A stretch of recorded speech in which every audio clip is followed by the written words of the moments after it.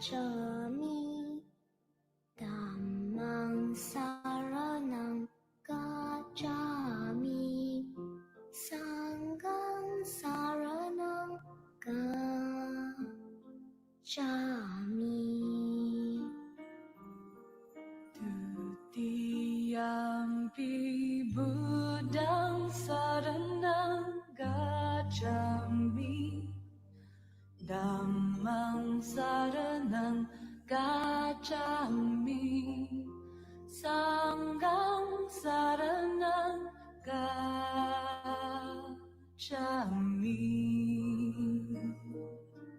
Tatiyampi Buddhang saranang gacchami Dhammang saranang gacchami Sanghang saranang gacchami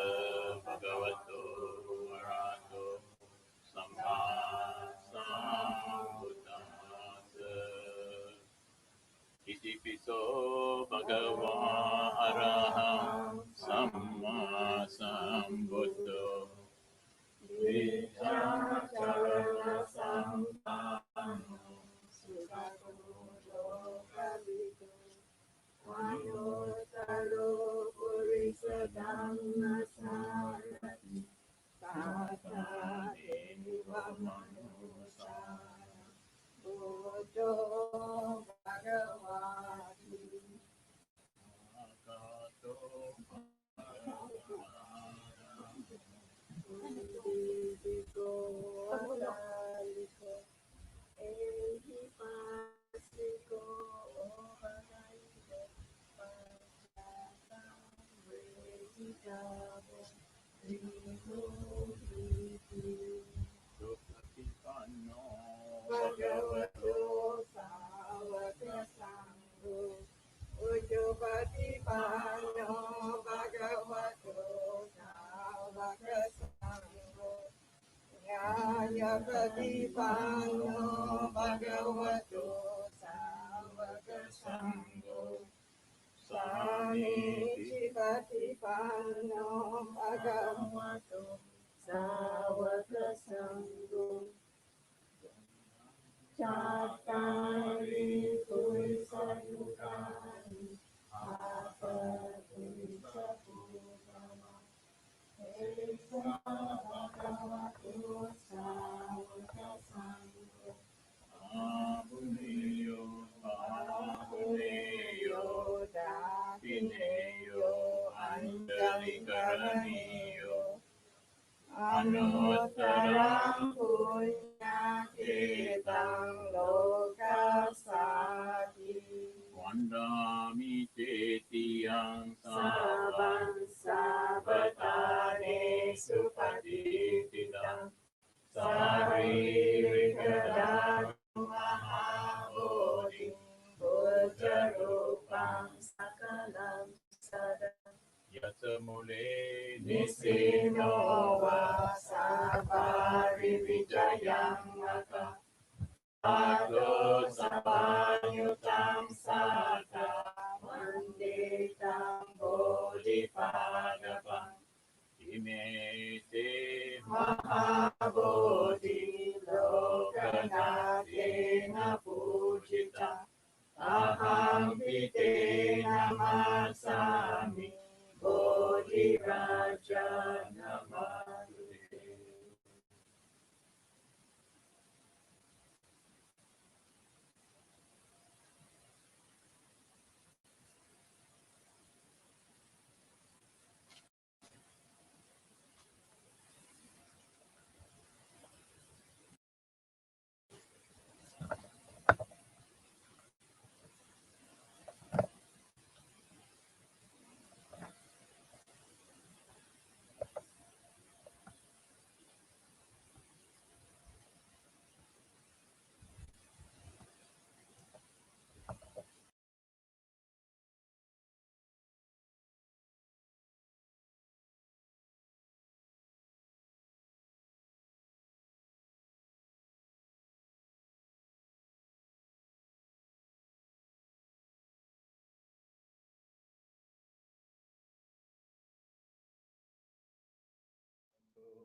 to all. Sukho Buddhanam Upado. Happy is the birth of all Buddhas. Vesak commemorates the birth, the enlightenment, and the great passing away or Mahaparinibbana of the Buddha. These three events are of great significance to our lives because they show us a way how to live a peaceful, harmonious way of life, and also show us the path, the way how we can overcome all sufferings, putting an end to the samsaric cycle of birth and death. In other words, to put an end to this cycle of birth, old age, sickness, and death.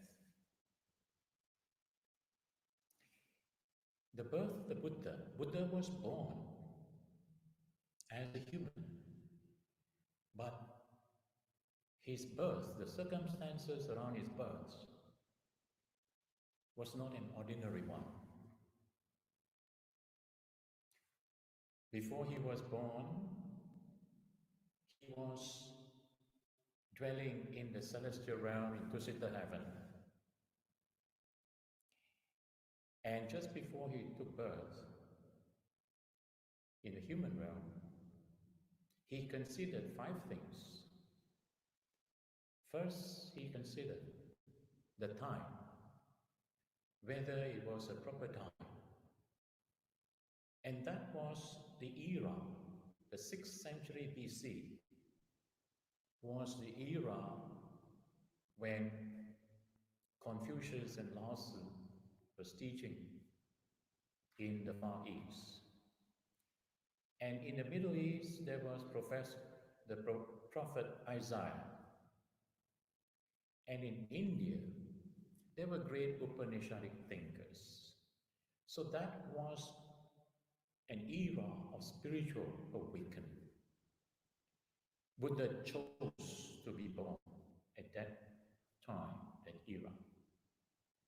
He also chose the country, the place, the country, and then he chose the clan, the family, and the mother.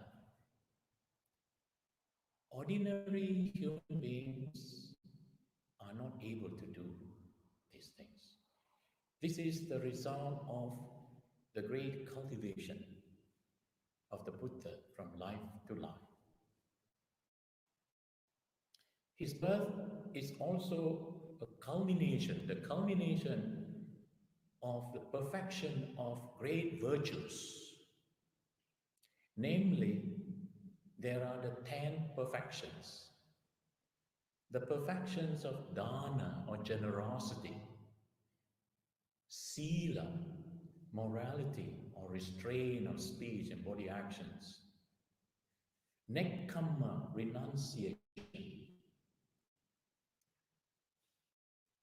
then khanti, patience, endurance, virya, energy, effort, satya, truthfulness, metta, loving kindness, wisdom, and equanimity. These perfections, Buddha practiced this from life to life, from life to life. And upon perfection, that's how he was born in amidst luxury, born to a ruling class as Prince Siddhartha. He had everything which the material world could offer. Yet he had the wisdom to see the fleeting nature of sensual pleasures. and then gave him that to renounce, to make the great renunciation in search for the truth. The truth that we talk about refers to the knowledge how to put an end to old age, sickness, and death. Now, throughout his lifetime, Buddha used the perfection, the virtues which he had perfected. Each time he encounters challenges, any challenge that he encountered, he makes use of the perfection of virtues. This is what is known nowadays as Satya-kriya, by the act of truth, never resorting to violence. In one instance, when his own cousin Devadatta, who was jealous of him, Devadatta wanted to have the power after the Buddha. He wanted the Buddha to appoint him second in command. But the Buddha did not do that. So he got angry with the Buddha and he plotted against the Buddha. And this is how, through his plot, a wild elephant, intoxicated elephant, came charging before the Buddha. And what did the Buddha do? Buddha, just by the act of truth, through his perfection of metta, loving kindness, Buddha raised his hand and just gave metta to that intoxicated elephant that came charging before him. And with metta, as the Buddha radiated loving kindness, the elephant came before the Buddha and knelt down. Elephant kowtowed before the Buddha. This was how the Buddha used the act of virtues, act of truth, by the power of metta, loving kindness. And there was another event. And the event that happened just before his enlightenment, when he was challenged by Mara. Mara with his army came and challenged the Buddha and asked him what right has he got to sit there. And Buddha said that by virtue of he has perfected virtues, whatever evil things to be avoided, he has avoided. And whatever good to be done, he has done. He has performed it. Then Mara asked the Buddha, where are your witnesses? By then, all the devas and all have run away. Buddha was left alone. What did the Buddha do? Buddha just put his hand and pointed down to the earth. And this is what you see in the mudra, Buddha image, you see where the Buddha put his hands pointing to the earth. That's called the Bhumi Sparsha Mudra. Buddha just pointed to the earth. It's just like let the earth bear witness. And at that point, the earth shook and water rose. And that's how Mara and his army was driven and was defeated. This is how the Buddha made use of his virtues, his great qualities, to overcome various challenges. Now, on the full moon day of the month of Vaishaka, after defeating Mara, Buddha, while seated on the Bodhi tree in Buddha Gaya, which is in the district of Bihar in northern India, As the Buddha was seated, his mind was so clear. Then three important knowledges arose in him. The first knowledge was about his past lives. He was able to see his past life, his previous life, very clearly. At first, he saw the immediate past life. Before he was born in the heavenly realms, in Tusita heaven as Setaketu, he was born as a prince, Vesantara. So like that, then he recalled the previous one. 2, 3, 4, 5 past lives. And then from there, multiples of them, 10, 100, thousands, and so on. And the Buddha was able to see his past life as far as he focused his mind. Even this world cycle, in other world cycle, Buddha was able to see his past lives. So the tradition says that this knowledge that arose in him during the first watch of the night, and the first watch of the night is from about 6 o'clock till 10 o'clock. So you can understand, if you are watching a movie for 4 hours, you can see how much things can be seen. Yeah. Then, during the second watch of the night, the Buddha saw how beings die and are reborn according to their actions, according to their karma. This is called Chutupapata Jnana. The first knowledge was called Pubbe Nivasa Nusati Jnana, the ability to recall past lives. So having seen his past lives and seen how beings die and are reborn, the Buddha saw the very different manifestations of suffering. Then came the third knowledge. And the third knowledge, the Buddha saw very clearly how suffering arises and how suffering ceases. And this knowledge has been passed down to us in the form of a formula. It is Paticca Samuppada, or dependent origination. Or sometimes it is a dependent co-origination. Why? Because the principle is this: what Buddha saw, dependent origination,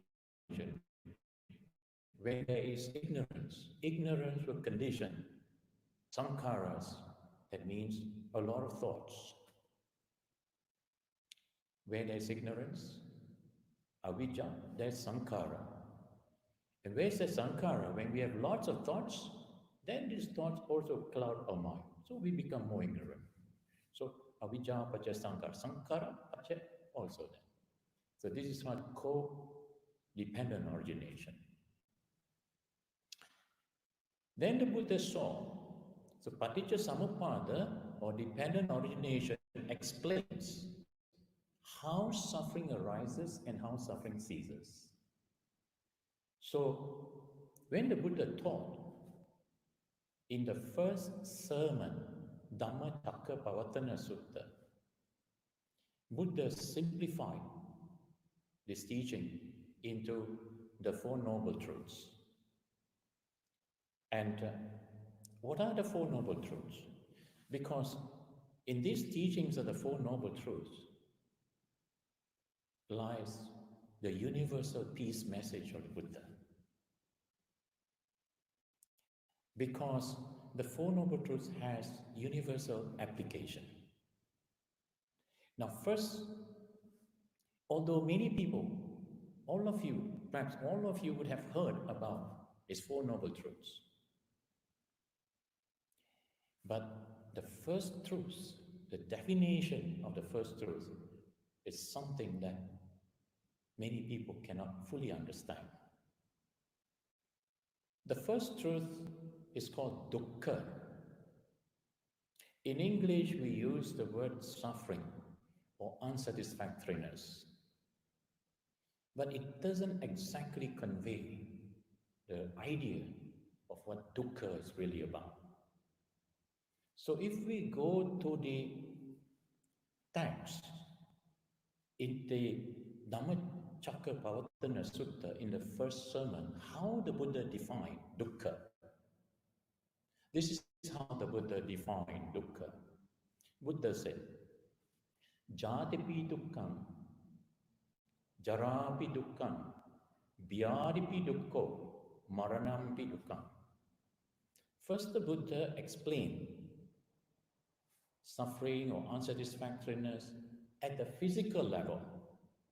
That means the pain, the suffering that you experience with your body at a physical level.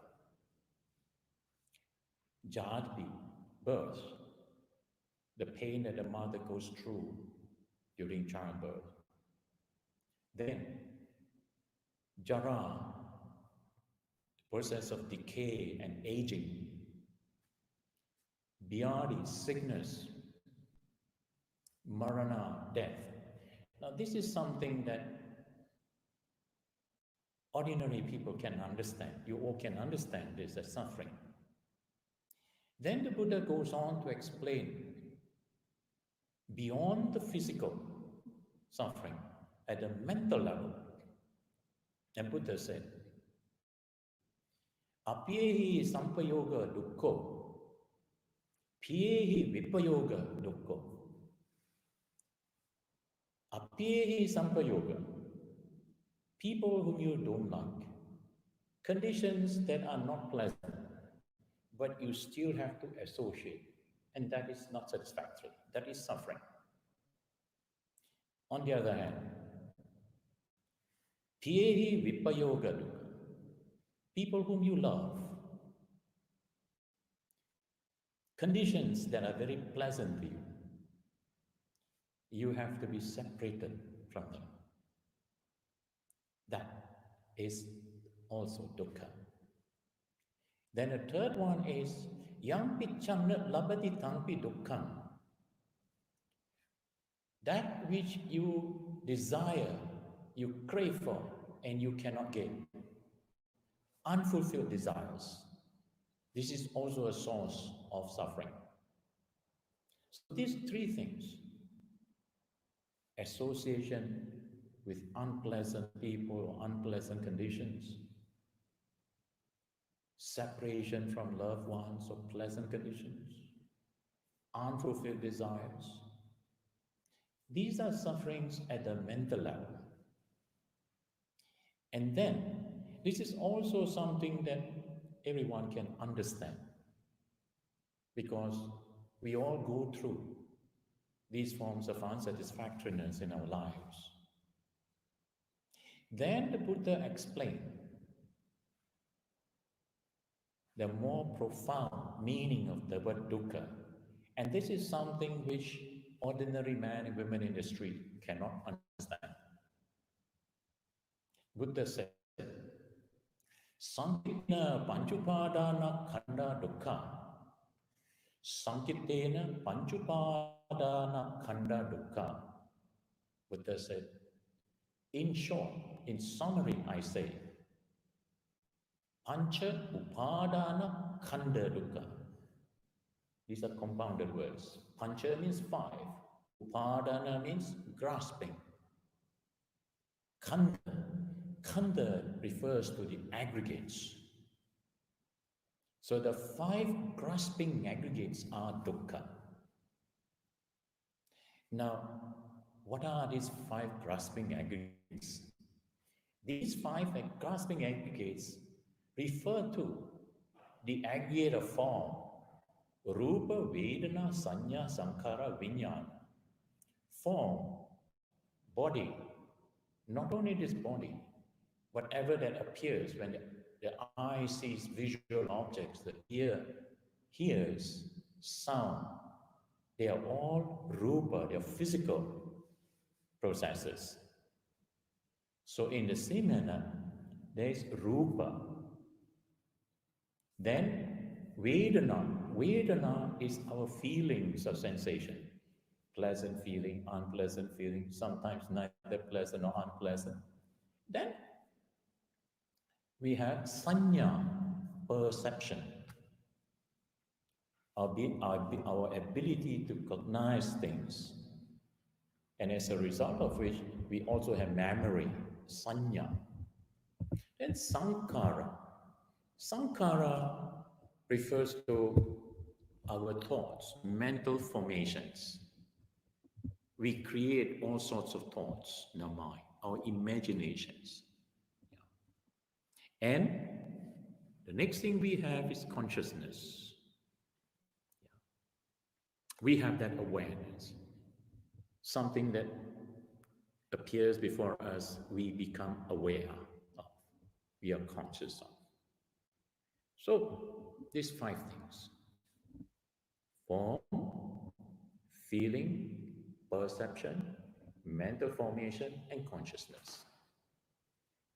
This is what the Buddha, through the laboratory of his enlightened mind, the Buddha analyzed and saw through what we call the self, what we refer to as this self.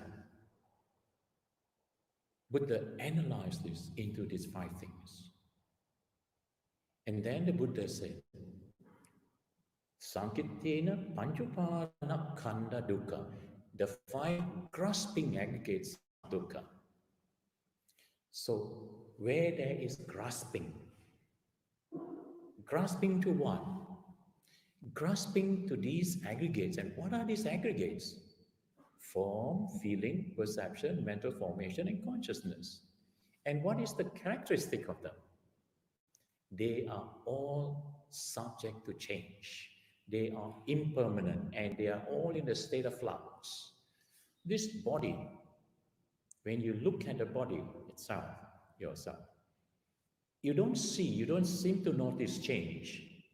But every day, there are trillions of cells that die, and there are new cells replenished. So, we are not able to see this process until we slow down our mind and go beyond our sensory perception. So, our feeling is constantly changing.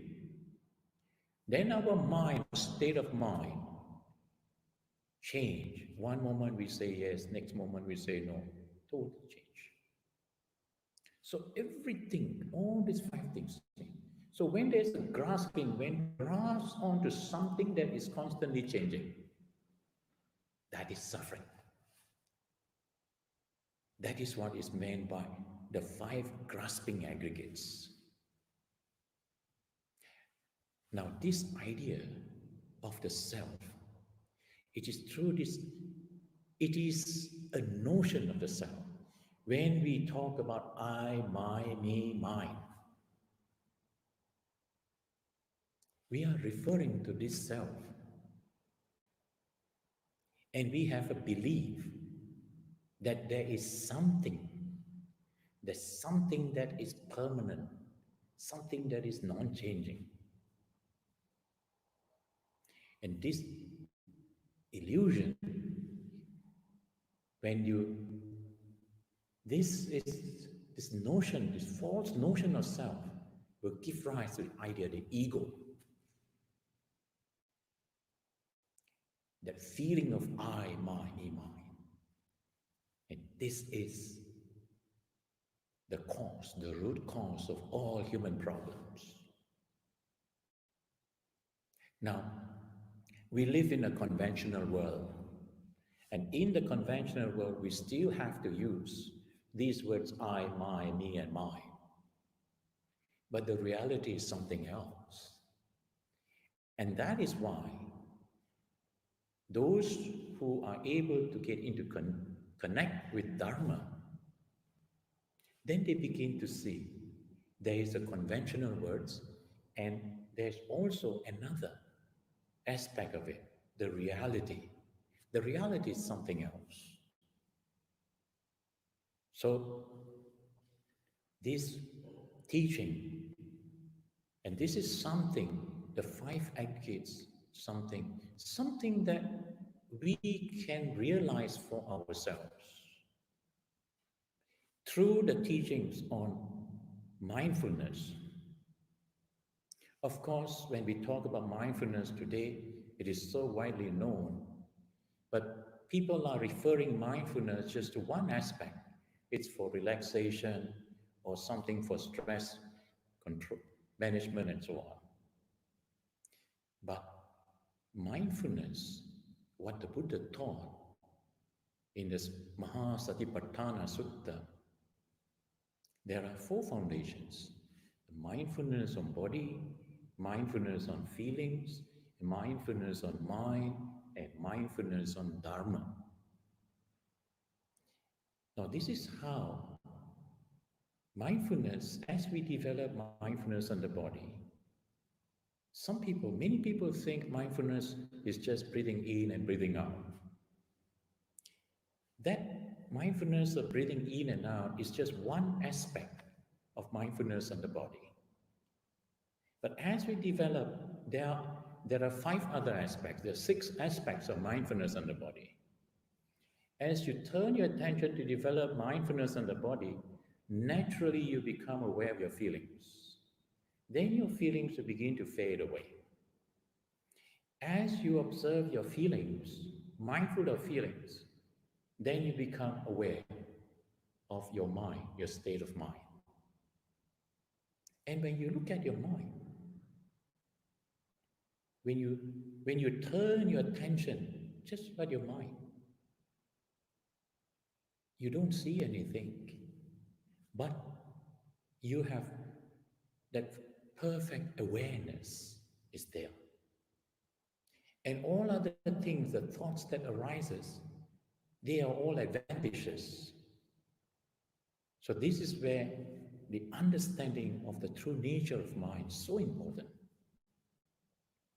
When you understand true nature of the mind, you watch everything that arises, your thoughts, your memories, whether good memories, bad memories, they are all just coming and going.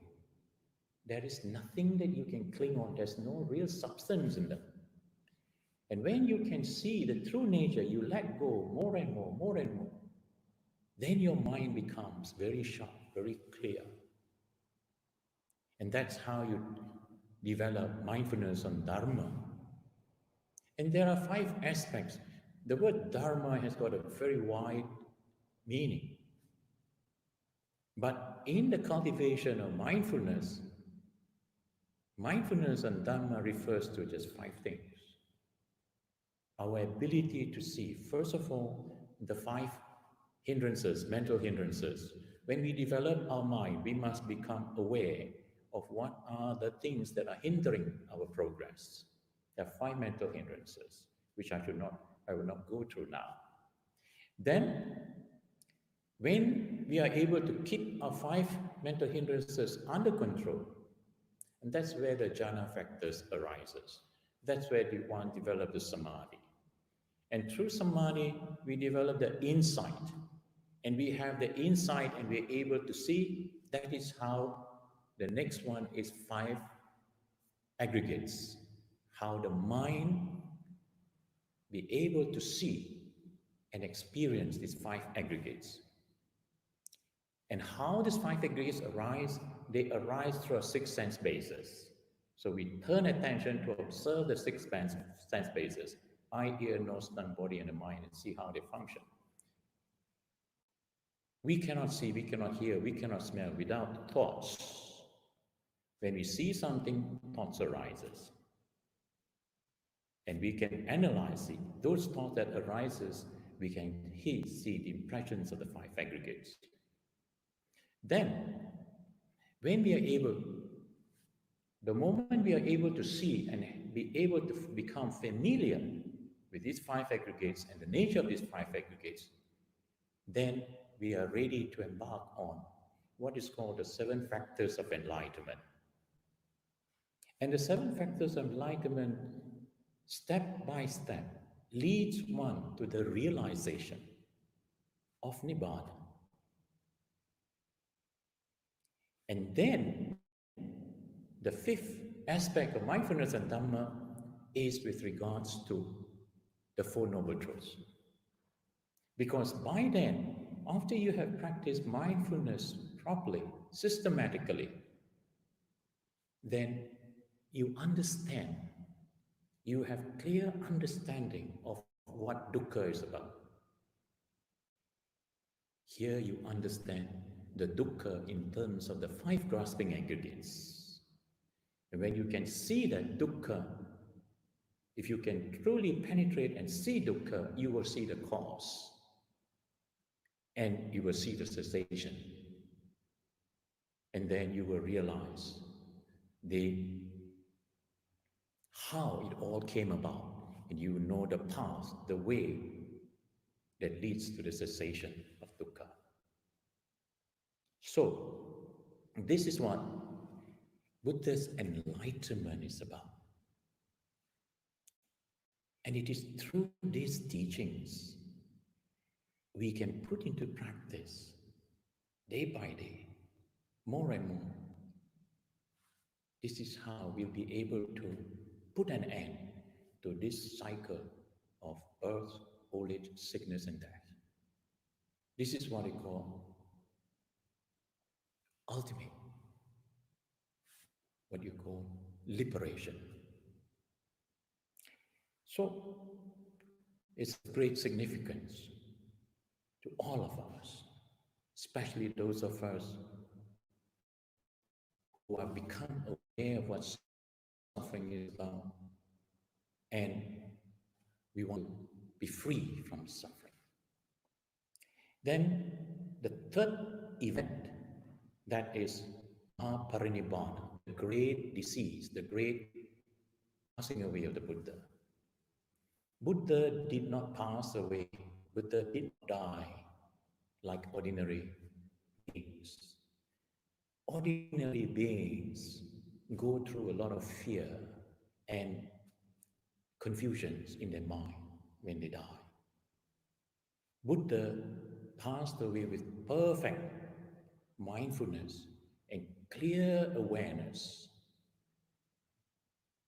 When the Buddha passed away, attained Mahaparinibbana at Kushinara, and his disciples, his close disciples, were all around there.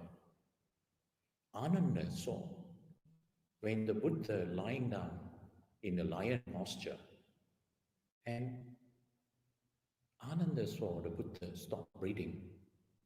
So Ananda thought the Buddha has passed away. So he cried, because Ananda has not fully developed his mind. So he still had the kind of emotions. And it was another disciple, Anuruddha. The Venerable Anuruddha was a cousin of Ananda. He at some point became blind. He could not see. But he has developed his 3rd eye. He has opened his 3rd eye. He was very clairvoyant. He could actually see the mental state of the Buddha. Then he was the one who told Ananda, no, the master is not born. And then he described of how the Buddha, while lying down in his last moments, Buddha developed from 1st jhana to the 2nd jhana, 3rd jhana, 4th jhana, and went right up to the 8th jhana. And after the 8th jhana, Buddha brought his mind down to the 1st jhana. And from the 1st jhana, Buddha pitched his mind to the 2nd, 3rd, and the 4th jhana. And then Buddha attained Mahaparinibbana. That's it. Now, this is something which ordinary human beings are not able to do. And not only that, This process of beings, enlightened beings, who are able to pitch the mind to the very high state, meditative state. This is not easily understood by ordinary beings. But those who have developed to that state, can understand how there are beings in this world, those who have developed a great wisdom and compassion. When they are able to pitch their mind to a very high level, they actually can manifest. They can manifest into different forms because out of compassion,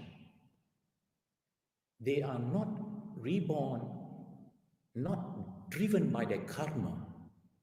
It is actually through their aspiration and their compassion.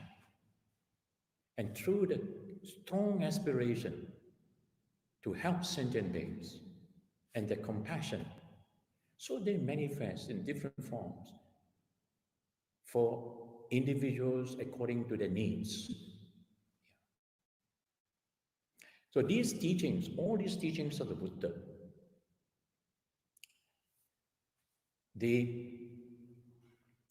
Buddha actually taught for 45 years, from the time he was enlightened at the age of 35 until he was 80 years old. So he lived for 45 years, preaching, teaching along the highways and byways of India. Now these teachings are maintained. We are very fortunate to have these teachings. They are still preserved and maintained in the three schools of Buddhism. There is a Theravada school, there's a Mahayana, and the Vajrayana school. All these three schools of Buddhism cater for, they have different methods, they are different skillful means to cater for individuals at different levels of understanding according to their development. According to one's development, one have understanding. So there are individuals, different developments, different understandings, different levels. So they need different teachings there. So at this point, when during this time of crisis, and it is important that we pray that all the great masters, all the great teachers come together to work for the welfare, for the happiness of all. And because what is needed today is not prayers alone is not enough. It is our action, our compassion, the wisdom and compassion, how we are able to reach out to others in times of need.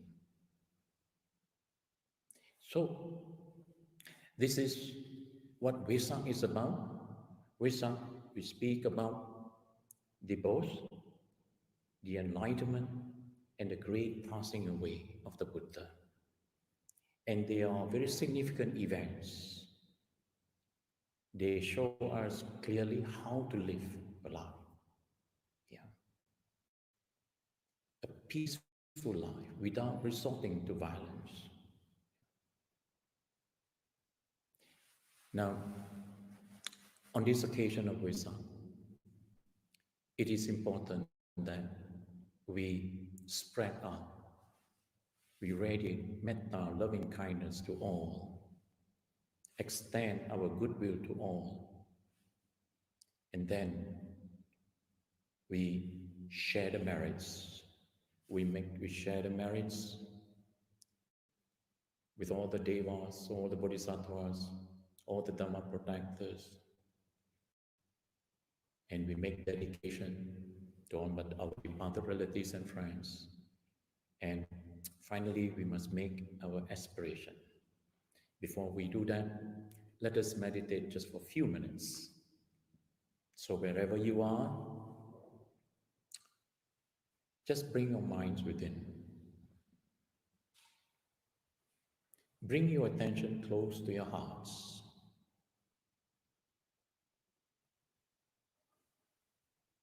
And observe the sense of calmness and the sense of quietness within.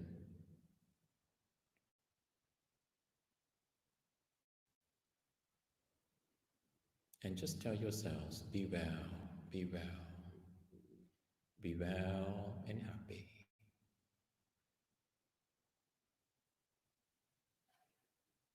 Just as you wish to be well and happy, you will now spread out loving kindness all around you. Just allow your aura of calm and peace to radiate out above, below, and all around you. And fill the space around you, your whole room, your whole house, and throughout your locality, reaching out to the whole country and beyond this country, to all the neighboring countries, all the neighboring islands, covering the whole world and all the realms of existence, known or unknown to us, seen or unseen, that may all beings be well and happy. May they be free from harm, free from dangers. May they dwell in peace and harmony.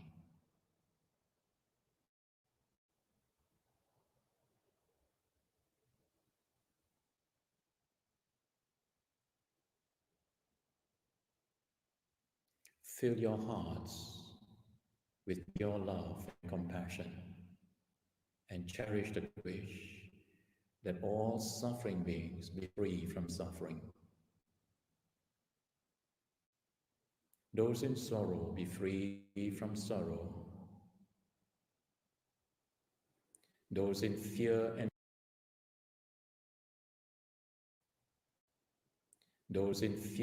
dangers, may they be free from fear and dangers. That may all beings be well and happy.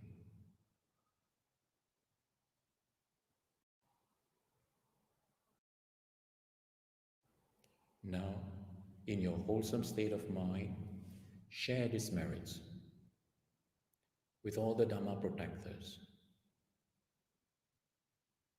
all the Devas, and all the guardian deities who have been guiding and protecting you, including the guardian deities of your locality. May they rejoice in these merits, and in so rejoicing, may they give blessings and protection to all.